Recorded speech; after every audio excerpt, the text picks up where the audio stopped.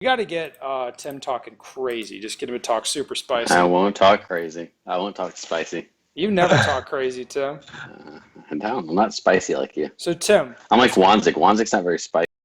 what's going on with the situation in Israel? How are we going to fix that? Where's Matt Hopkins? Yeah, anyway. Welcome to Practical Shooting After Dark. On deck today, we have Mr. Kim. Hello. Hello. You're in Washington now, it appears. Yes. I'm Um, back home from Korea. from Mexico. Well, no, Austin is right on the border of Mexico. Practically. No, I tell people if it's south of Austin, it's Mexico. If it's north of Austin, That's insensitive, sir. no, it's not. It's geography. Hmm. All right. People might be wondering who is this strange man talking. It's Tim Myers, otherwise known as Pro Shop Tim. So, Yep. Tim, I'll just introduce you because you don't like to get too wild and crazy. Um, Tim is not only is he a grandmaster shooter, he's the click and ship master of the Pro Shop. If you get an email from Ben Sticker Pro Shop and somebody opens the email with howdy, I can almost guarantee you're talking to Tim. It's me, yeah, for Yeah, sure. that's how Tim talks. So that is Tim, and I'm sure people would love to hear about new products you've got coming into the Pro Shop. And there was like I think 5, 6 episodes ago, I was talking about new magazine pouches, which I clearly had no idea what I was talking about. Maybe you do, Tim, because you get new gear in all the time and you monkey around with it, right? Yeah, sometimes. I mean, it depends. It was those Alpha X pouches you were talking about. Yes. Have you sold a lot of Yeah, I those? remember that. Yeah, they do sell well. They're pretty expensive, like Alex was talking about. So they're not super inexpensive, but yeah, we've sold a lot of them. Oh, It's an improvement over the Race Master, I think. and you So and you imagine the race masters will go away. I imagine, but I don't know. I haven't been told they're going away, but I would imagine they're going away. All right. Anyway, let's get to the topics. The topics Yes. we have. So, as you guys know the rules, everybody comes here with the topic, something that angers them, uh, makes them get fired up, or what you did this week in shooting, or maybe something else. So, Mr. Kim, what do you got Hmm. going on? Yes. So by the time this podcast drops, it's gonna be done. But right now, what I'm doing on my Instagram is every day I'm uploading GM run classifiers from nationals. So I shot all 9 days and I shot good number of GM scores on those classifiers. So I'm posting it right now. But then one thing helped me a lot to get those good GM scores on classifiers was changing my draw technique this year. So my draw, in terms of getting the gun out and pointing at the target, that mare's speed was super fast. So it's the speed wise, it didn't change. But what changed is how the muzzle, if I draw a line out of the bore, how that's the muzzle's pointing. So what I did is I bought this bore sight zeroing thing. It's laser, basically it goes into your chamber and it points the laser out. So it's kind of like one of those laser gun, SIR pistol kind of type, but I'm using my gun. So put that laser into the bore and I drew my gun and then first I videotaped how the laser was pointing on the target. Speed was definitely like zero point 0.7, zero point 0.8 second that fast draw. But when I first tried, how the laser reacted on the target was laser came from the bottom to the center-ish and it passed the center line. It went all the way up to the head area. Well, that's And good. You get then, a headshot. yeah, but I wanted to point it in the body Oh, exactly at the center. all right, all right. Yes. So the laser went all the way up to the head, and then it went to the right side, like off the target to the right side, and it came back to the center again. Because when the laser went to the right side was where my left hand is meeting the gun, and my left hand was pushing the gun to the sideways, and then my muzzle was basically pointing higher rather than exactly from the center. And I made the adjustment so that the laser is now coming up from low and stop exactly at the body rather than going away from the body and coming back to the center. What was the correction? So what did you think about to do to correct that? Yes, the correction was first I increased the awareness of my strong hand. My strong hand was pointed up basically. So the gun was pointing up by the strong hand angle. And then also I mentioned about my left hand meeting the gun when I push to the right side. So I try to come up more of underneath the trigger guard straight up so that it's not pushing sideways. So I made both adjustment for right hand, left hand. So right hand being pointed lower than I was thinking, or lower than before, and my left hand meeting the grip more of the vertical plane rather than the horizontal plane. So I'm not pushing the gun off right side. So actual muzzle aimed at the center the whole time was pretty good key to actually shoot alpha more accurately with the same speed. So if anybody wants to know, I think it could be a good way to increase your draw technique, not by speeding up, but by actually having that muzzle pointed to the center the whole time of the draw process. So then in theory, you can shoot it as soon as the laser's on the middle. Yeah. Oh, all right. Well, I should tell you that that's just one of the most common issues I see when people try to draw fast is they end up throwing the gun over the target, coming back down. So Yes. that's a good way to correct it. Surely, Mr. Tim, when you were pushing hard for those GM classifiers, you experienced this, right? I couldn't tell you, man. I was going for broke every run, swinging for the fences, and sometimes it works. It sure does. All right. Fascinating. Okay, Tim, I know you don't like to be on here to talk about random pro shop crap, but I've got a few questions for you. Okay. Nothing crazy. That should prompt you and get you talking about fun, interesting things. So, Okay. number one, what is the items that you have recently that you've been selling a ton of? Like, Oh, well, just a lot of the same stuff, man. Hundos, a lot of hundos, a lot of Hundos, base pads, base pads, boss holsters. easy off base, yeah, boss holsters, normal stuff. All right. Do Lots you of have, targets, what's that? lots of dry fire targets. No, that's great. Says you get to you cut those out by hand, right?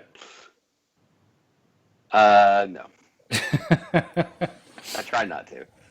Okay. God damn it. You're not it's gonna be tough to like prompt you to say funny shit on here, isn't it? All right, what do you have that you're not selling any of? Otis Oh, cleaning you're supplies. still sitting on the Otis stuff that you Those will become match donations soon. I'm certain of it. they'll feel like left-handed XD holsters. It'll be like, yeah, left-handed compact XD holsters. Those will be match donations too. All right, and then any new stuff that you've got in that you want to sell? Yeah, so we've added a bunch of stuff recently. I got a whole lot of extreme engineering stuff. So that's more What for is like that? the 19. It's like 1911 and 2011 internal parts. So it's hammers, struts, sears, things like that. Those are apparently cool for 2011 guys. I don't know much about that. A lot more Apex tactical stuff. So parts for MMPs, P320s, some Glock parts as well. I mean, we've been adding a ton of stuff. So there's just a lot of new stuff like that that we've been piling into the shop that I don't really announce every time I get it just because we've been getting so much of it. We're about to get some brass base pads for the Glock soon. That'll be kind of interesting. I've had some requests for those. So we had our first prototype in this week, and I should have those hopefully in a couple weeks. How have the brass base pads sold? Yeah, they're doing well. I mean, obviously better for the CZ. There's more CZ shooters out there, but they've been doing pretty well. And, I mean, you run them, you like them, right? No, I mean I like them just because people like do those Yeah, help? yeah. I'm like, no, they don't. They they're don't, but like- they look awesome. They look cool and they annoy people. And they're like, It's oh, true. so should I get those? I'm like, they're I got- expensive. And you can't like talk It's people true. out of buying them. It's awesome. It's so I got funny. Dylan Precision in, so that's a new thing. That's a big one. So Those- we that have takes up a ton of floor space. doesn't it? It's not. It's big. The stuff is big. So the presses are big. The case feeders are big, and then we have all the parts. So like when I discussed this with you, like the Yes. parts that you break and you need in a pinch, we got those. I Right. should So tell the you little that I like hate using Dylan's site because like if I go on Dylan's site right now and what's a part I should search for? Like what a was part that that I that come the that clip you needed for the die? spring clip decapping Clip or something. I'm sure it would be called yes. something So like that. now what's come up is not the part that I need. The first thing that comes up is universal decapping die. Second thing, Yeah. decapping pins. Dylan died. So like not this, the part that I want has Yeah. not shown up in the search, So I'm which trying to really help with annoys that. me. Like, if you're going to go buy some Pro Grip and pasters, and you may need some decapping pins or whatever, well, that's an option now. So that's probably one of the bigger things recently. We have the new holsters. We have those unicorn holsters. The Long Shadow. B-Money. Yeah, the long shadows. You don't call them the B money on the site. What's wrong with you? Should I call it the B-Money? Yeah, you guess should. so, but, That's so funny. We're kind of working through those, trying to improve that product with them, you know. But that's yeah, we got a lot going on. Yes, you have a lot of stuff. Boss, you call it the Boss Unicorn. Stupid. Yeah, that's right. Well, it's simple. It has a picture of a unicorn on there. Yeah, it does. Indeed, it does. Indeed. Okay, well, I guess that's any guns in that you're trying to sell? We got a whole bunch of stock twos in a couple of days ago, and a couple limiteds in 40. Not How that many? ugly, How many stock twos? Not that ugly one that you have. Shut up. 10 stock Bite twos. your That's tongue, 10 sir. stock twos. But 10 stock twos in, and a couple limited guns. Well, the stock twos will probably be gone by the time, you know, That would be cool. I wouldn't be upset about that. if the stock twos were gone. Yes. They will likely be gone by the time people hear this I podcast. have STIs for sale too. Those don't. I'm not getting much love on those things, but we have them. Yeah, here's the problem. Like, how much are those things? Not inexpensive. I mean, that's three grand or so probably. Hold No, that's for the DVCs, but yeah, they're on. not Let me see inexpensive. so which limited guns do you have in? I have the DC Uh-oh. 3 gun, and then No, which limited guns for the Tanfos? for the Tanfos, I have the whatever limited, just the Witness limited. Witness Elite So it's- Limited in 40, and so it's Yeah. it's lists for $1,100 on there. Is that right? Yeah, that's what we sell it for. I mean, I know retail it's a lot more than that, but we have them in 9 and 40. So I've actually sold a bunch of them in 9, but Well, here's my my pitch for those things. yeah, Don't buy them. Get the blue ones instead because it drives. Email the pro shop, shopping at benstickerproshop.com. Say like, Tim, I love the gun. Yeah. Well, how much is the blue one that I have? It's the same it's price. $1,200. It's an It's extra a little bit 100, more. dude. Yeah, but you can't get them. Dude, it's worth $100 to annoy you. I'm telling I you. literally think you have the only ones in the country. I mean, I've never been able How to could get that those. be? That can't be. I don't know. Well, the other I've ones had don't my have order. I don't have the silver ones don't have the shark slide cuts in the front, right? They're- No, not the same. No, It has you're right. serrations. I'm looking at it. It has serrations, but Yeah. not the cuts. Correct. Okay. It's not well, as cool. but it's chromed out, so it's still pretty I baller. think it looks great. Yeah. No, it's a stock 2 with the thing. So anyway, people, here's my pitch on those things. If you want a limited gun that does not cost much money, it's like $1,100. You shoot those things all day long.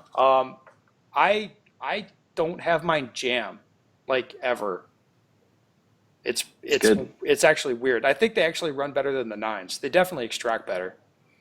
Like Really? I haven't had to like fuck around with any extractors or anything like that. Like the ones that I've gotten have been very good at running. And Jed, I just shot 1,000 rounds tonight through one of the blue ones. Look, here's what I'd say about this. If you currently shoot a stock 2 and you'd like to try limited, I think those are a really good option. Yeah, it's true. Yeah, I mean, Yes. an edge will cost you $2,000 out of the box, and this thing's $1,100. So It's $1,100, and then you don't really have to learn that much. Yeah, it's true. Yes, and I don't feel The mags undergunned are with cheap. it. I don't feel undergunned with it at all. The mags are cheap, and you don't tune them. You put on the base pads and the different springs, and then you shoot them. So I wouldn't say that it's like ready to go out of the box. This the $1,100 one you have, because you'd want to change the.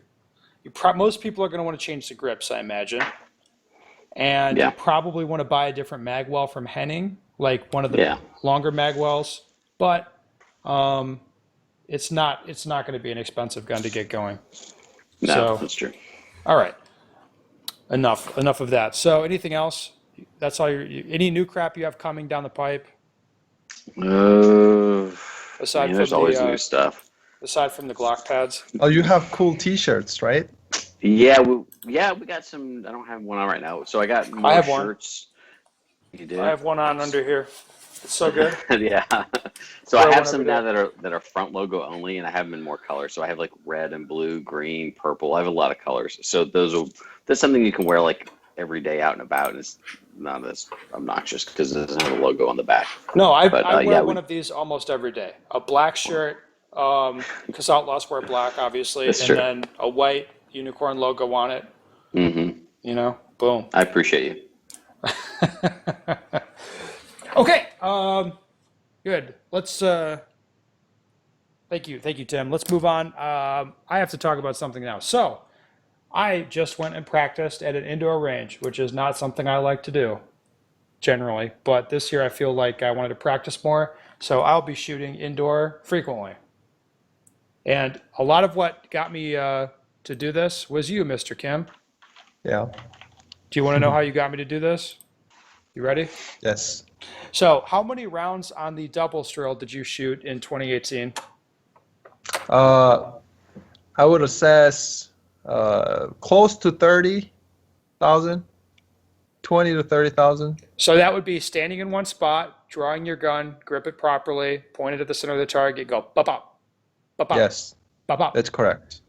Yes. Can you wrap your brain around that number, Tim? Not really, but it makes me want to try it.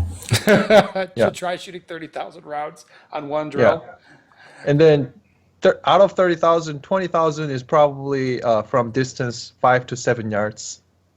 Yeah, so this is exactly what I want to talk about. So I was thinking about your experience. So basically, you shot 20 or 30,000 rounds on a drill, one drill, like a very important Yes. drill. I would agree with you on that. But then you went around and just stomped on everybody's dick at area matches. Mm-hmm. Yes. So Yes. definitely made a move in terms of skill, and you would say you shoot the gun real fast and real straight.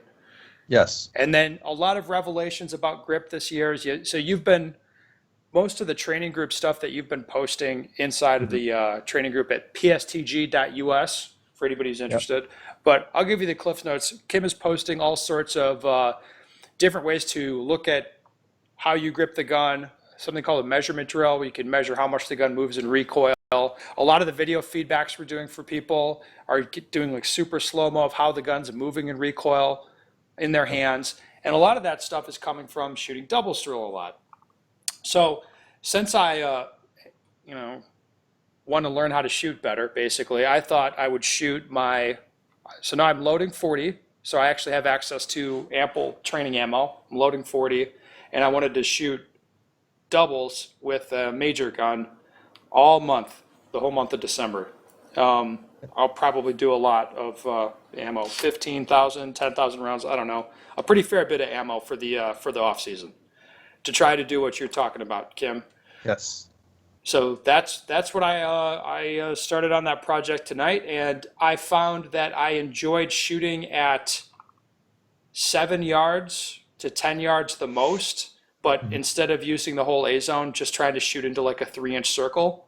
Like a 3-inch circle at 7 to 10 yards, as fast as I could pull the trigger on the splits, going left, pop, pop, pop, pop. That's a pretty good area, because if I shoot a bad shot, I can visually see it right away on the target. So yes, I liked that. I think that you kind of hit the sweet spot for the distance on that drill. Yeah. So well done, sir. Thank you. Yeah, I think keeping that 3-inch group is pretty important too. Yeah. Yeah, and pulling as fast as possible, and still shooting 3 inches. Yeah. So what do you think about that, Tim? Does this seem like a good idea to you? It doesn't make sense to me. Pulling as fast as possible and keeping it in 3 inches. That's tough. It's very possible. It is. I'm sure it is. I believe it. And I think one that thing, Tim shoots about minute of target when he's going fast. it's kind of sad, but true. Go ahead, Tim. one thing interesting when I did that, like shooting 20,000 at that same distance, I started finding that it actually is easier to shoot. What I mean is, in terms of tension on your body, I had to tense down, like relax more in order to shoot actually that tight group because my tendency was pushing the gun too much, more than necessary, which is most common when I see people shoot. So I actually had to like ease down in terms of my tension and how much I push the gun down and how much I grip kind of thing. Yeah. So Well, it's easier now. Well, what I find is that I get hypersensitive to my grip. So if it's not exactly right, if the gun's not tracking exactly right in recoil, I really pick up on it and notice it right away.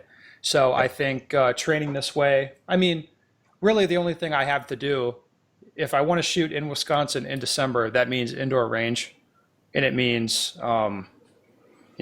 one lane, one target. So this is pretty much all I can do anyway, but it felt like very productive practice today, and I'll do a lot more of it until I go on my South American tour in January. So Yeah. that's the And plan. if anybody who wants to try this, they definitely don't need 30,000 rounds. No, they need 50,000. No, just get on PSTG Oh, and pick up all the like know-hows and like tips such a from people who capitalist. done it. Mhm. So they definitely take less rounds to reach 3-inch group at 7 yards if you know what you need to do. Yeah. Okay. Yeah, that's the another option is, try to sell them something, Kim. Always the hard sell. Yeah. This is a very capitalist podcast. We got Tim on here It's true. trying to sell people stuff. Otis products. Otis cleaning products. That's the jam, Let's right, get Tim? that Otis stuff. I mean, it's good stuff, but nobody wants it. I don't know. Is it too expensive? Is that what the deal is? I don't know. It's kind of like buying gun cleaners and oil online. I mean, you can go to your local sporting goods store and get that stuff. I feel like it's something people have sitting around or get free from matches. So do you have any, like, when you guys going to start making really baller holsters? That's what I want. I don't know that I have that capability. Yeah, you do. You liar. Hey, so are you not going to do anything else at this indoor range? You're just going to do a bunch of doubles for the month of December. That's all you're going to do is shoot like doubles. I'll shoot, yeah, so I'll shoot, basically, I'll just do doubles. I might do some practical accuracy because the range Yeah. goes 25 yards, so I Yeah. could do practical accuracy at the, at the back of the range, but yeah, So I are you want to doing? like kind of tame down my, my major shooting. So you're shooting major right now? No minor. I did not bring any minor with me today. Like I might shoot some minor, I don't know, but I'm loading 180 grain bullets at 1,000 feet per second, Yeah, it's which hot. is it's not that hot. It's okay.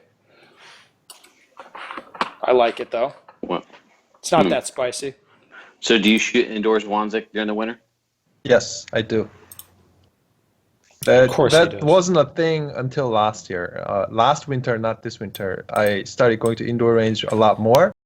Then that's where I shot most of the rounds for doubles drill. Hmm. Maybe half of the rounds I shot for doubles. Yeah, well, and a lot of the reason that I'm shooting now, Tim, and not taking an off season is that my schedule for next year is fucked up because I have Australian Nationals in March. Yeah. So it's a good time to start, training a little bit. So after this month, I'll stop shooting major and just shoot stock threes in January, February, and then March I have a big match. Then I'll switch to the stock twos and shoot 9mm for April, I think. That's the Gotcha. plan. All right, guys, let's go to a question. Your favorite. This is an opinion question about the rules and shit. Just watched the podcast episode 23 talked about nationals. I was there and met you at the awards banquet for optics. But it got me thinking about the B class CO shooter. Everyone started calling a sandbagger. Well, okay, as you want to do. Okay, in fairness, like not calling anybody out, but if you're like winning B class or A class at nationals, even C class, you probably don't belong in that class. Yeah, that's true.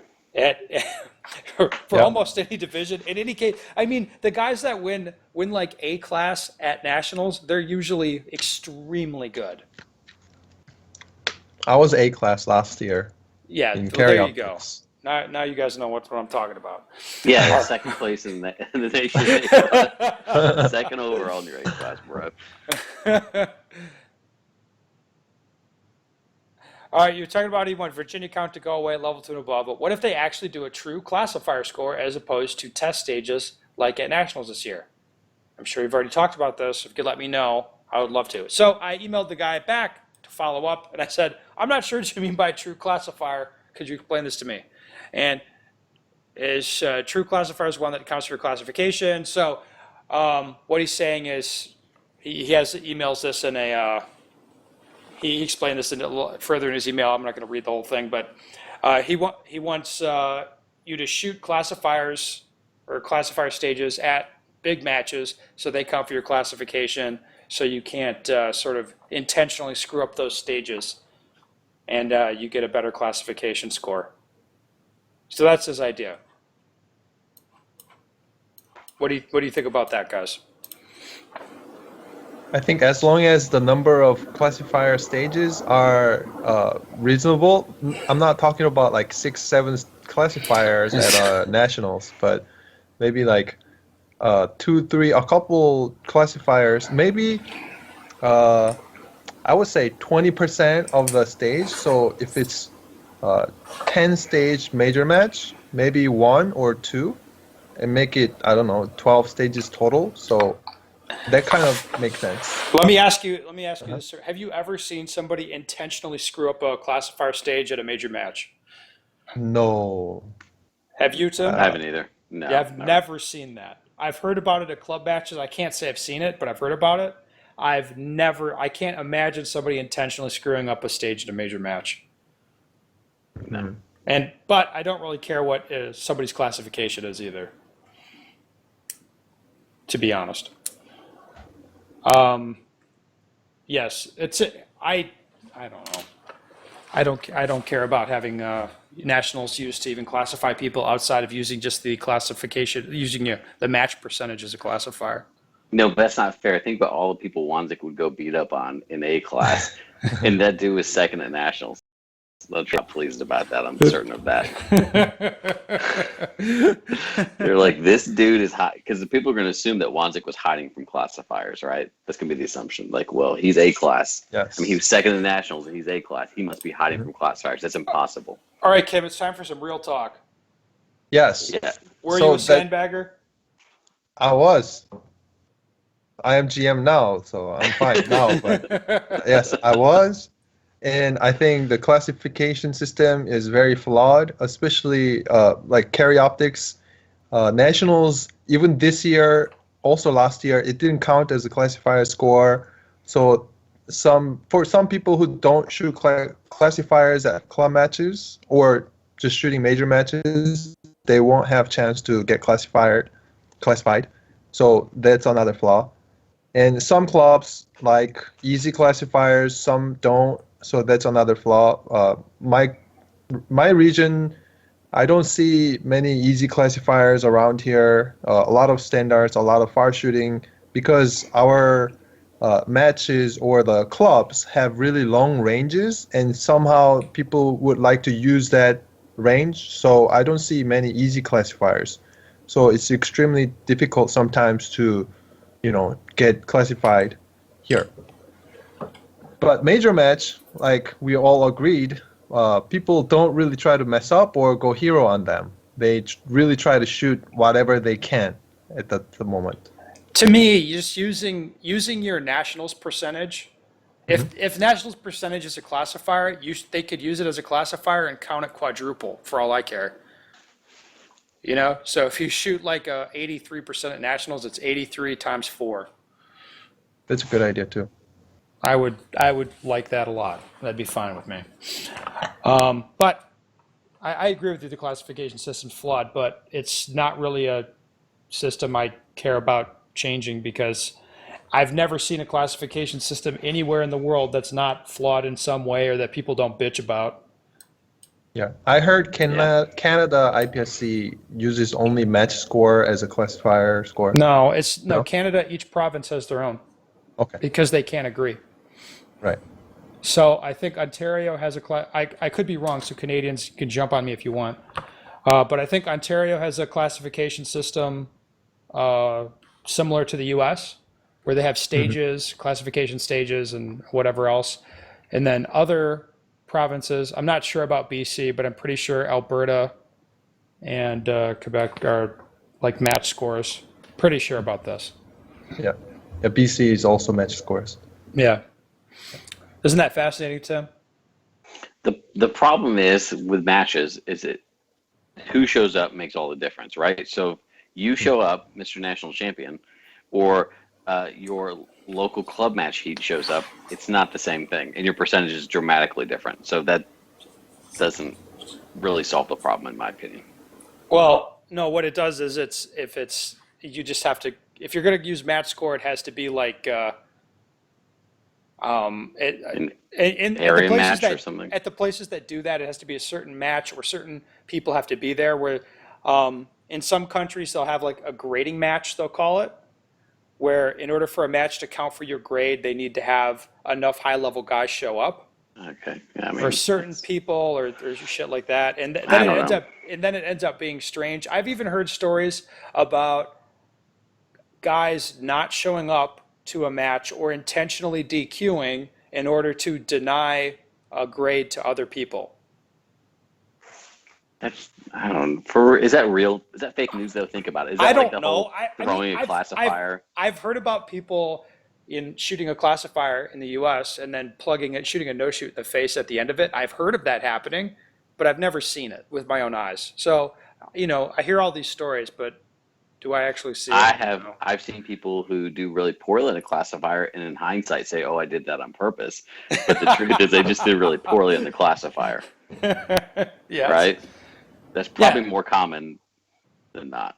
Yeah, I'm just, sandbagging it, just kind Yeah, of you're like, oh, Yeah. okay. Yeah, I exactly. don't have any major beef with the system as is. It doesn't really matter. I mean, other than the guys who want to get first A class and carry optics and Wanzix out there, like I understand their gripe about that, but generally, like it's fine. It works. People at the club level really enjoy the system.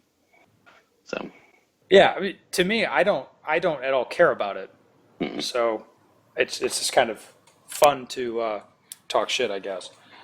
So there you go. All right, gentlemen, thank you so much for coming on, especially Tim. We'll have you on in another couple years, and you can talk about all the fun products you've got in. Sounds great. Yeah. Hey, Black Friday went a lot better this year than in years past, right? Yeah, man, we worked hard. We worked Tell people how much work you did. we worked 12 hours on Friday, 12 hours on Saturday, and probably 10 or plus on Sunday. So we were working pretty hard. Yes, and you did all this prep like for weeks before. We prepped harder this year. We're gonna Yes. do even better next year, but we did do a lot of work this year. All right. Well, then you'll be slinging out free brass base pads for everybody next year. It's going to be I awesome. don't know about that. That's probably Well, not that's going to be a something. thing. Probably not that. All right. So, people, listeners, if you want a limited gun, remember you should try a Tanfo. I mean, honestly, the Tanfos are a pretty good option. I didn't think I'd have this opinion last year when I ordered when I ordered limited guns for myself. I thought like I'll shoot them because I have easy access to them and they'll be okay. And Yeah. now if somebody handed me an SVI, I wouldn't want it. I'd be like, nah, I'll stick with this. I'm not really undergunned. It's fine. Yeah. That's my honest opinion. I think the Tanfos are fine for limited. So if you're interested in trying one, email the pro shop and demand a blue one. Like I have. I mean, I Because get Cerakoted or something. It'll blue, make but I Tim don't- insane. He'll lose his mind. I get those emails. I'm like, sorry. I mean, I give them the honest truth. It's like, I have no idea when I'm gonna have those. Sorry. Well, because it's not really up to you when you get them. It's not up to me. Yeah. What do you think they just did one batch of those things and then never to do them again or something? I don't know, man. You know as well as I do. Like, it's not how that works. You No. get them when you get them. That is the Tanfo way. Maybe the next run of them will be like a different color or something. I don't I'd know. prefer that honestly, but You hate the blue guns, man. That's why. I think the extreme like it. ones are black, so I'm trying to get hold of those. Oh, are they? Maybe Yeah, I I should think get the some extreme extreme version of ones yours for is this. black. You Yeah, should if it's black. definitely you should get those. Definitely. I should But I get want those. purple. Do the extreme ones come with the thumb rest on there and stuff? I don't No have to thumb look. rest. I No. bet it's just like yours, except for like black and silver, I don't Yeah. want the right? thumb Like rest. still like silver, like safeties and slide rails and Oh, stuff. so if I get the black one and then I have Yeah. Henning put on his big silver Yeah, magwell, yeah, woo, that'd look good. Yeah, woo, that'd be pretty cool. coming not gonna 2019, right? I know I might actually send an email when we get off this podcast and get those. Should. That actually should. sounds. I would still shoot the green ones when I'm around you, Just aggravate me. just to aggravate you, because you go so Yeah. crazy. Ugh, those green guns. What would it cost for me to get you to shoot one of those in a match, just for one match? I have no interest in that. I know you don't. What Zero. would it cost me? I don't know. It's a good question. $500, I'll do it. Really? And you have to give me ammo. Okay. Well, we have a deal. We have an accord, sir. It's a bad deal for you. No, it's not. Are you kidding me? You got to pay me to shoot a dumb gun and give me Yeah, ammo. and then I'll take pictures of it, and that'll be like my. Oh yeah, It's it'll not be, a dumb gun. I'm sorry. It's Anytime fine. I don't like the color. Anytime you call me, that picture's gonna pop up. Like, right now, whenever you call me, I get the poop emoji, and I'm getting a little tired of it. I want a picture of you sad. shooting that blue Tanfo. Oof. That's worth $500 right there. I Don't mean, I'd pay think so. $300 just to have people steal a paster gun off you. That's like, true. I'd definitely pay $500 to humiliate you. That was rough. I'm on pacer gun number 3. Yeah, it's good. All right. I'm borrowing Anyway, that one, yeah. listeners, if you have a question you'd like the answer to, go to benstecker.com. Send me your question. If you want a blue Tanfo, shopping at bensteckerproshop.com. And if you want to talk to Kim about your grip and have him assess that, it's pstg.us. Go there, and all those things will happen. Look at that. We're so commercial today. I love it.